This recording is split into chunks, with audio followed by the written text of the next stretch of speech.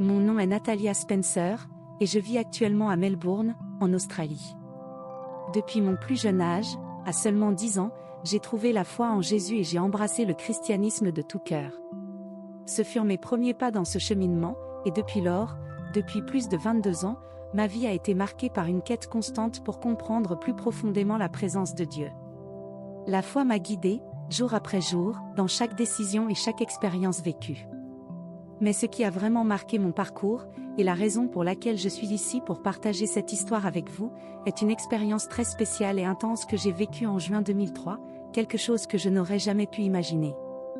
Dans cette expérience, j'ai eu la sensation que mon propre esprit avait été conduit hors de mon corps. Et là, dans une aventure que je n'oublierai jamais, j'ai été emmenée dans des endroits qui touchent encore mon cœur aujourd'hui et ont transformé ma compréhension de la foi. Je sais que cela peut sembler difficile à comprendre, mais je vous invite à écouter avec un cœur ouvert, car ce que j'ai vécu, d'une telle intensité, a tout changé pour moi. Et c'est cette expérience unique et émouvante que je souhaite maintenant partager avec vous.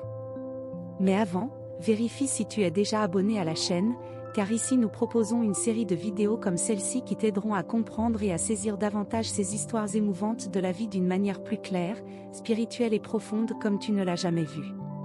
Je me souviens de ce jour comme si c'était hier. J'étais seule à la maison, en fin d'après-midi, après une journée de travail ordinaire.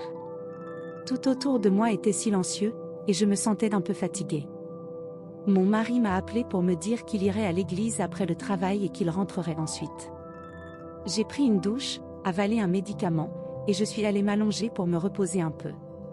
Soudain, une sensation différente m'a envahie.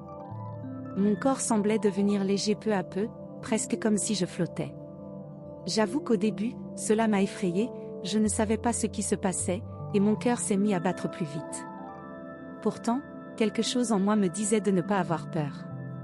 Puis, tout à coup, je me suis vue en dehors de mon propre corps. C'est étrange à expliquer, mais c'était comme si j'étais là, en train de me regarder, d'un point de vue que je n'avais jamais expérimenté auparavant. L'environnement autour de moi a commencé à changer, et c'est alors que j'ai perçu la présence de quelqu'un à mes côtés. En me retournant, j'ai vu un homme entouré d'une lumière si intense, si puissante, que mon cœur l'a immédiatement reconnu, c'était Jésus. Ce n'était ni une impression ni un rêve, je savais, sans l'ombre d'un doute, que j'étais en sa présence. Jésus ne dit rien au début. Il se contenta de me regarder avec une paix indescriptible. Puis, d'un geste doux, il m'invita à le suivre. C'était comme si une confiance nouvelle m'envahissait, une certitude que j'étais en sécurité, que je pouvais aller avec lui, même sans savoir où nous allions. Et puis, en un clin d'œil, tout l'environnement autour de nous changea à nouveau. L'endroit où je me trouvais était sombre, lugubre. Je ressentais une tristesse lourde, comme si l'endroit même était rempli de douleur et de tourments. Lorsque je regardais autour de moi, je compris où j'étais en enfer. Il est difficile de décrire cet endroit, car la douleur qui y régnait n'était pas seulement physique, c'était une tristesse profonde, un vide absolu, une séparation totale de tout ce qui est bon et vrai. C'était un vide de la présence de Dieu. Je voyais des visages tourmentés, des gens piégés dans leurs propres angoisses et tristesses, comme s'ils portaient à jamais le poids de leurs choix et douleurs. J'entendais des cris terrifiants et je pouvais ressentir le désespoir de chaque âme présente, un désespoir qui semblait éternel. L'angoisse était suffocante, et je me souviens d'avoir ressenti un poids écrasant sur ma poitrine. Je regardais Jésus, les yeux pleins de questions et de douleurs, essayant de comprendre ce qu'il voulait que je voie et ressente là-bas. Il me regarda avec compassion, une compassion si profonde qu'elle toucha mon cœur.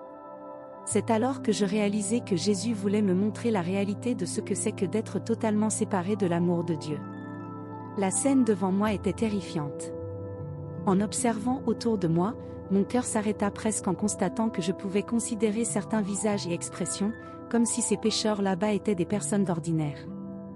Il y avait des visages de douleur, de désespoir, par-dessus tout, de tristesse profonde. Aux côtés de Jésus, je regardais, horrifié, les tourments que ces âmes traversaient, et je ressentais, dans chaque détail, les conséquences de ce qu'elles avaient fait sur terre. Les punitions n'étaient pas demandées, chaque souffrance que je témoignais semblait étrangement liée à un choix, à un péché spécifique. La première scène que Jésus me montra fut celle d'un groupe de personnes qui se trouvaient isolées dans une sorte de puits de feu, entourées de flammes qui léchaient leur corps sans jamais les consumeurs. Elles criaient de douleur, leurs mains tentaient de protéger leur visage, mais en vain.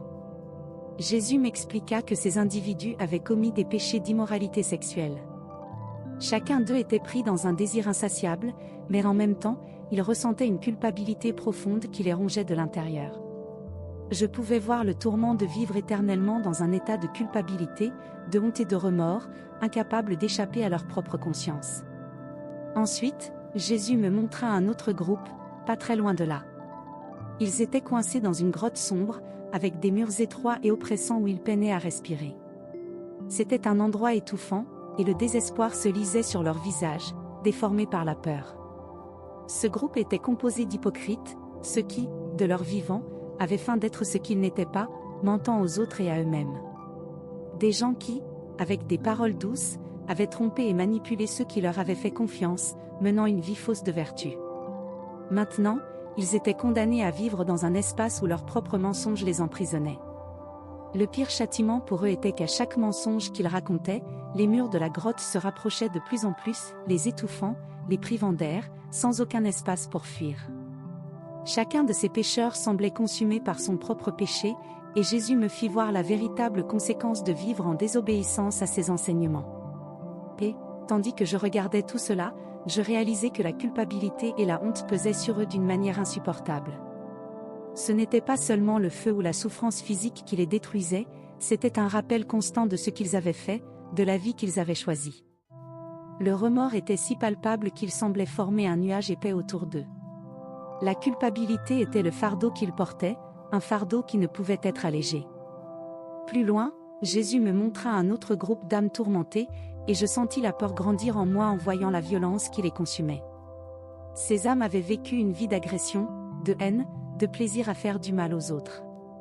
Ces personnes étaient maintenant prisonnières de leur propre colère, enfermées dans un cycle infini de douleur et d'angoisse. Je vis comment elles s'étaient agressées, comme si leurs propres âmes étaient marquées par la violence qu'elles avaient infligée. Je ne pouvais pas m'arrêter, même si je le voulais. Chaque cri de désespoir semblait faire ressurgir ce qu'elles avaient fait sur terre, mensonges, trahison, coups. Et maintenant, elles vivaient cette éternité de haine et de souffrance. La vallée semblait s'étendre, et Jésus continua à me montrer, une par une, les punitions que chaque groupe de pécheurs recevait. C'était une vision si douloureuse que je sentais mon propre cœur se serrer.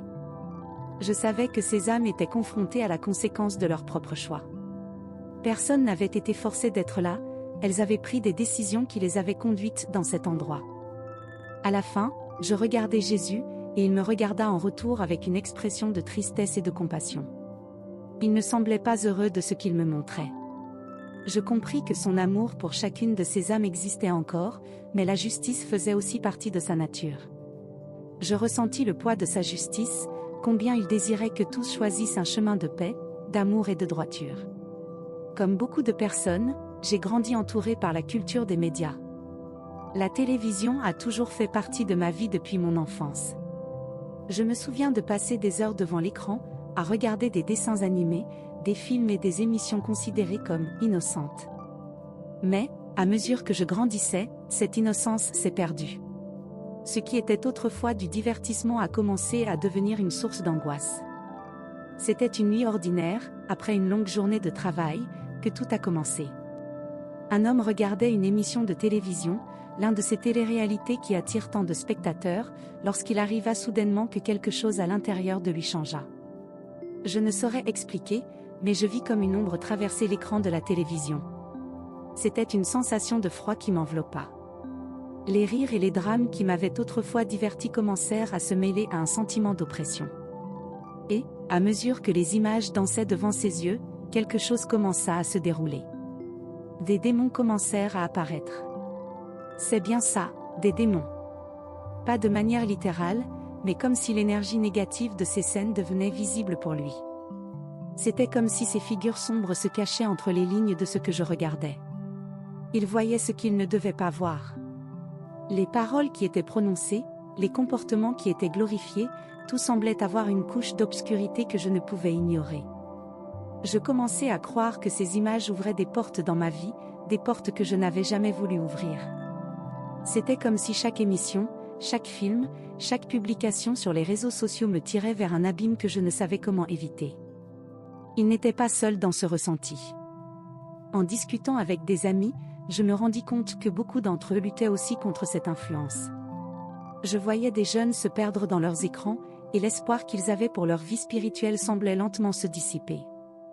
La foi qu'ils avaient un jour semblait une flamme qui s'éteignait, et tout cela me causait de l'angoisse. Les réseaux sociaux, avec leur comparaison et leur superficialité, étaient en train de devenir un champ de bataille où ce qui comptait était l'apparence et non l'essence. Et je ne pouvais ignorer le fait que cela affectait directement la vie spirituelle des gens, surtout des jeunes et des chrétiens. Je vis que la vie spirituelle de l'homme commençait à se fragiliser. Il priait autrefois, il ressentait la présence de Dieu, mais maintenant, tout semblait lointain. Chaque prière qu'il faisait était comme une feuille de papier emportée par le vent, sans force, sans but. Les distractions étaient tellement nombreuses qu'il n'arrivait pas à se concentrer. Cette lumière qui éclairait toujours son chemin était en train de s'éteindre. Et plus il regardait, plus il se sentait pris dans une toile invisible, un piège qui semblait se refermer autour de lui. Avec le temps, il décida qu'il devait changer. Il commença à éteindre la télévision et à s'éloigner des réseaux sociaux, mais ce n'était pas facile. C'était comme essayer de s'échapper d'un cauchemar. Au lieu de trouver la paix, il se retrouvait à lutter contre l'anxiété, la solitude et l'incertitude. Les images qu'il avait vues étaient collées dans son esprit, et même loin de l'écran, elles continuaient à le hanter. Il cherchait un chemin de retour, mais ne savait pas comment le trouver. La sensation qu'il y avait une force maléfique essayant de le renverser était constante. Cette lutte, cette quête de libération, fut ce qui me poussa vraiment à réfléchir sur l'impact des médias dans nos vies. Je commençai à parler avec des gens de ma communauté et à partager ce que je vivais. Et, à ma grande surprise, d'autres commencèrent aussi à ouvrir leur cœur. Ensemble, nous commencions à discuter de la manière dont ce que nous consommons façonne non seulement notre esprit, mais aussi notre spiritualité. C'est une bataille que beaucoup d'entre nous affrontent, et je veux que vous sachiez que vous n'êtes pas seul. Si vous vous êtes déjà senti ainsi, si vous avez déjà ressenti que les médias affectaient votre vie de manière négative, je veux que vous sachiez qu'il y a de l'espoir. Et c'est une conversation que nous devons avoir. Comment pouvons-nous protéger nos âmes dans un monde aussi rempli de distractions? Comment pouvons-nous fermer les portes qui ont été ouvertes? Ce sont des questions auxquelles je cherche encore des réponses, et j'espère que vous vous joindrez à moi dans ce voyage. Regardez, soudainement Jésus me conduisit dans un endroit où je pouvais voir clairement, de loin, une série de portes ouvertes, des portes qui menaient directement vers le monde et ses nombreuses tentations. Chacune de ces portes était unique, portant un symbole spécifique, un nom gravé en haut, comme une identification de ce que chacune représentait. Au-dessus d'une porte, je vis le symbole d'une couronne et un mot qui semblait se référer à la célébrité, sur une autre, une figure qui évoquait la peur. Et ainsi, une à une, les portes se révélaient comme des chapitres d'une histoire, mais pas une histoire d'amour ou d'espoir, c'était une histoire de destruction spirituelle, un piège soigneusement tendu. Jésus me regardait avec sérénité, mais ses yeux semblaient peser sur ce que j'étais sur le point de comprendre. Il désigna ces portes et me dit que chacune d'elles représentait des domaines spécifiques de notre vie où Hollywood et les médias, sans que nous en soyons conscients, s'étaient profondément infiltrés. C'était comme si ces influences étaient là pour nous tendre un piège, comme s'il y avait un dessein sombre derrière chaque intrigue, chaque personnage et chaque narration que nous avions vue sans jamais remettre en question.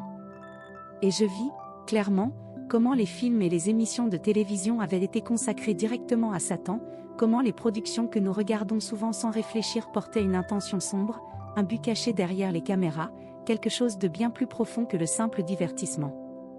Jésus m'expliqua que chaque type de média portait en lui un esprit spécifique, une énergie associée qui influençait les gens d'une manière que peu parviennent à percevoir. Il y avait des esprits de tromperie, de peur, de vanité, et tous étaient là, prêts à atteindre ceux qui s'exposaient à ces productions. Et quand il m'expliqua cela, je vis encore plus clairement, des esprits démoniaques, affamés, tels des ombres agitées, attendant la moindre occasion pour attaquer les âmes qui, sans le savoir, s'ouvraient à ces influences. C'était une véritable armée, et elle semblait insatiable. Ces esprits étaient prêts à agir, à utiliser ces films, ces séries, pour semer la discorde, le doute, l'angoisse, et surtout, pour affaiblir la foi. Il y avait quelque chose de particulièrement cruel dans la manière dont ces esprits s'attaquaient particulièrement aux jeunes et aux chrétiens. Je vis qu'ils utilisaient ces productions pour semer la confusion, dévier, corrompre l'esprit des enfants dès leur plus jeune âge, les éloignant de tout ce qui est pur et vrai. Une tristesse m'envahit en réalisant combien de fois nous n'avons aucune idée de ce que nous laissons entrer dans nos maisons, à travers les écrans que nous regardons en famille. L'influence de ces forces n'était pas immédiate, mais subtile, constante, une goutte de pluie chaque jour qui, avec le temps, formait un océan de doute, éloignant la personne de Dieu. À un moment donné, Jésus désigna l'une des plus grandes portes, qui se distinguait parmi toutes les autres, avec une énergie effrayante autour d'elle. « C'est le portail de la tromperie », dit-il. Et à cet instant, je compris que cette porte était l'une des plus dangereuses. La tromperie n'était pas évidente, mais elle venait dans les détails, cachée dans les petits messages, les détails que nos yeux ne captaient pas consciemment. Je vis comment de nombreux films et séries étaient imprégnés de cet esprit, qui utilisait la narration pour remettre en question les valeurs chrétiennes, pour faire en sorte que les gens se moquent de la foi, pour transformer le sacré en sujet de moquerie. Et, pire encore, les gens ne s'en rendaient pas compte. Ils absorbaient cela comme du divertissement, et peu à peu, sans même s'en apercevoir, ils perdaient leur sensibilité spirituelle. C'était comme si l'esprit de tromperie affaiblissait sournoisement la foi de chaque spectateur. À chaque pas que je faisais aux côtés de Jésus, je comprenais de plus en plus. Il me montra comment ces influences malignes étaient présentes dans chaque détail, chaque scène, chaque dialogue. À un moment donné, je vis des esprits de peur et d'angoisse se déplacer autour des films d'horreur, prêts à jeter sur les gens un état d'anxiété et d'insécurité. Et alors Jésus m'expliqua, ces films, au-delà de provoquer la peur, ouvraient des portes internes dans les gens, des portes qui pouvaient mener à des cauchemars récurrents, à des pensées de désespoir et à un sentiment que quelque chose de sombre était toujours proche. Puis Jésus me montra une autre porte, avec le symbole de la vanité, directement lié au glamour d'Hollywood, à la fascination que le monde a pour les célébrités et leur vie. Il me dit que ce type d'influence était extrêmement puissant, car il était séduisant, semblait inoffensif, voire amusant. Mais, à travers cette porte, les gens commençaient à idolâtrer l'apparence, le statut, le pouvoir, la richesse. Et, peu à peu, sans s'en rendre compte, le cœur s'éloignait de Dieu, car la quête de l'approbation des autres, de l'apparence et du statut prenait la place de l'humilité et de l'amour. Jésus continua à me montrer. Je vis à quel point Hollywood avait été façonné pour propager ses influences, pour rendre le mal séduisant et acceptable. Chaque type de média servait un but précis, soigneusement planifié pour atteindre une partie de notre âme et miner notre spiritualité. Je vis des enfants attirés vers le côté obscur à travers des dessins animés et des films apparemment inoffensifs, mais qui portaient des messages cachés, conçus pour semer des graines de rébellion, de désobéissance, d'éloignement des valeurs familiales et de la foi. Je ressentis une tristesse profonde en voyant à quel point tout cela était froidement calculé, comment les productions que nous considérons comme si ordinaires étaient en réalité des outils de quelque chose de bien plus grand et bien plus dangereux.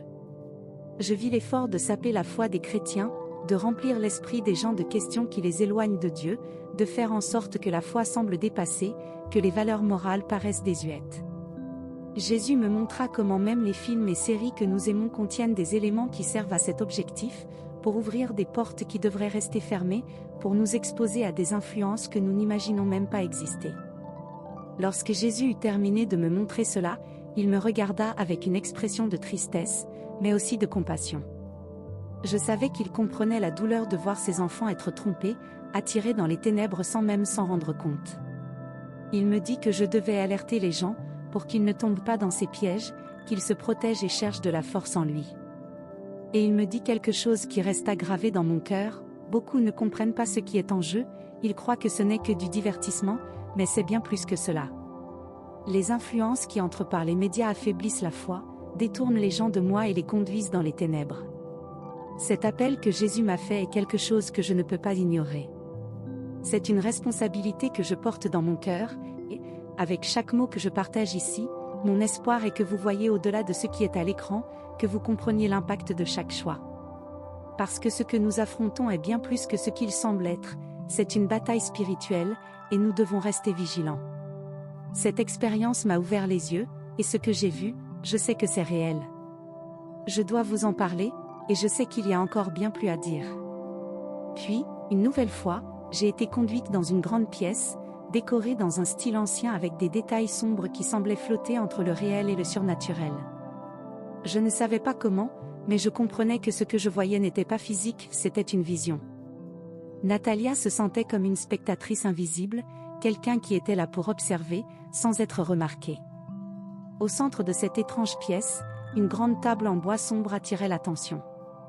Autour d'elle, des hommes et des femmes étaient assis, avec des expressions graves et des regards froids.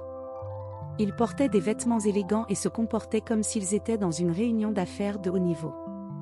Mais Natalia savait, d'une manière ou d'une autre, que ce qui se passait là était bien plus sombre que n'importe quelle réunion d'affaires qu'elle aurait pu imaginer. Elle reconnut certaines figures. Certains étaient des politiciens influents, des visages familiers des campagnes électorales, des hommes et des femmes qui apparaissaient tous les jours à la télévision, parlant de justice et de démocratie. D'autres, Natalia les identifia comme des juges, ceux qui portaient la responsabilité de définir les voies de la loi et de la justice. Il y avait aussi des hommes d'affaires puissants, des figures qui contrôlaient de grandes fortunes et prenaient des décisions qui affectaient l'économie du pays. Tous avaient une aura d'autorité, une présence qui transpirait le pouvoir, mais qui, à cet instant, dans cet environnement, semblait s'être transformée en quelque chose de sombre. Natalia ressentait une angoisse grandissante en elle. Elle savait qu'elle était là pour une raison, que ce qu'elle était en train de voir était un avertissement. Au milieu de cette tension croissante, elle vit un homme plus âgé se lever.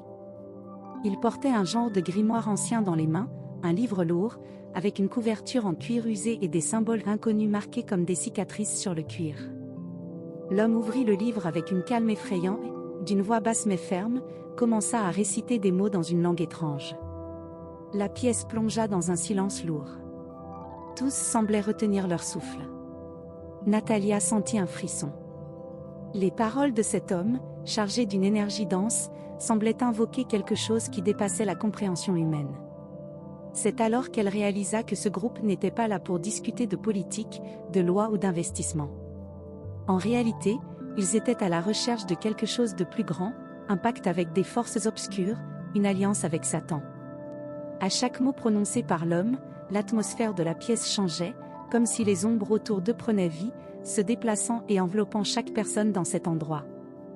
Natalia remarqua à quel point ces figures puissantes étaient prêtes à sacrifier pour ce qu'elles désiraient. Ce n'était pas le bien-être du peuple, ce n'était ni la justice, ni la prospérité. Non, c'était le pouvoir absolu. Ils voulaient l'influence sur tout et sur tous, et étaient prêts à payer n'importe quel prix pour l'obtenir, y compris leur propre âme. Pendant que Natalia observait, la scène devenait de plus en plus terrifiante. Un par un, ces hommes et femmes puissants commencèrent à s'approcher de l'homme tenant le grimoire, tendant leurs mains comme s'ils attendaient quelque chose. L'homme, sans hésiter, coupa le bout de son doigt avec une lame fine et commença à marquer chaque personne présente d'un signe invisible, mais que Natalia pouvait clairement voir dans le plan spirituel. C'était comme si une énergie sombre s'infiltrait sous la peau de chacun d'eux, un lien maléfique qui les liait désormais à cet accord néfaste.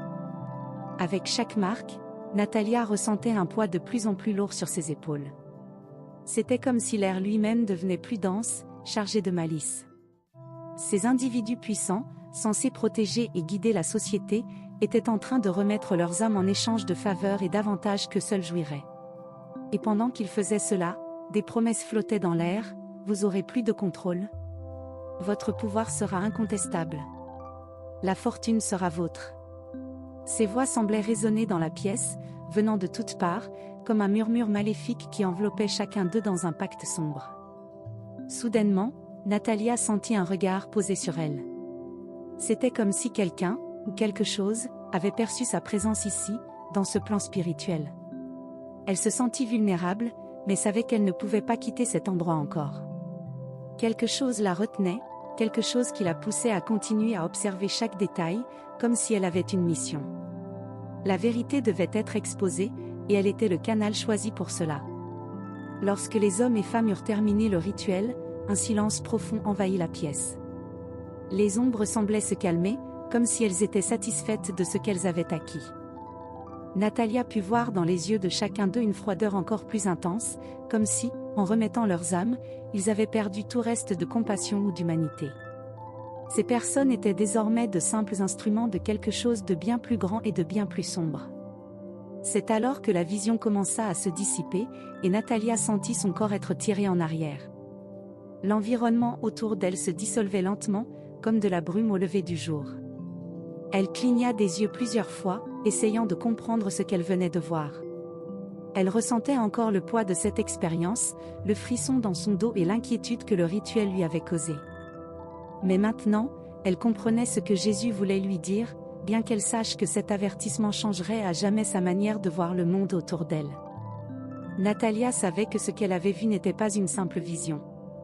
C'était un avertissement clair que les forces du mal opéraient de manière silencieuse, infiltrées dans des positions de pouvoir, manipulant et corrompant ceux qui étaient censés veiller sur le bien de tous.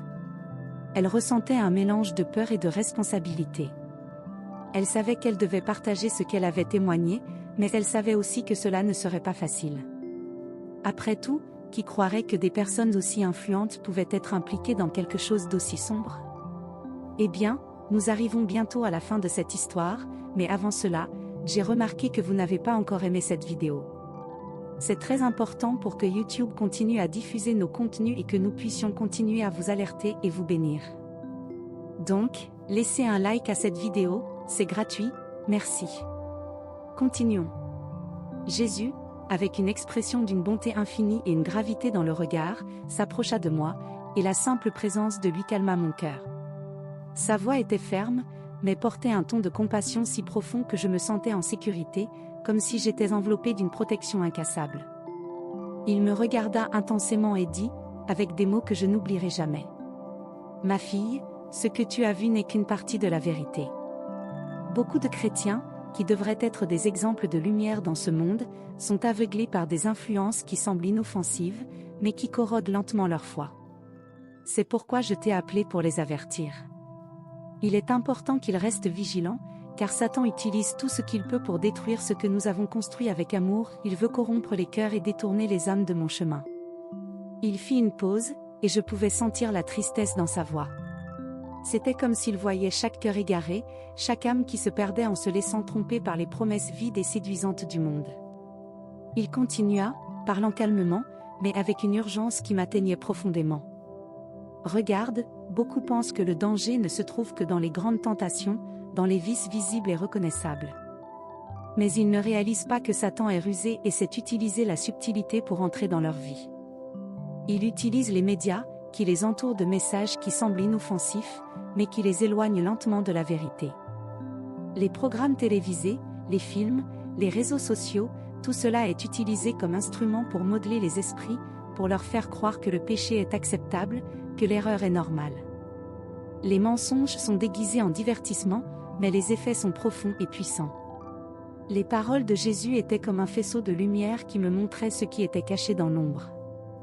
Je pouvais comprendre clairement comment les chrétiens, souvent sans s'en rendre compte, se compromettaient avec ces influences mondaines, permettant que des pensées et des attitudes étrangères à son enseignement s'infiltrent dans leur vie, dans leur famille. Il continua, et ses paroles portaient un énorme poids de responsabilité. Les familles sont attaquées.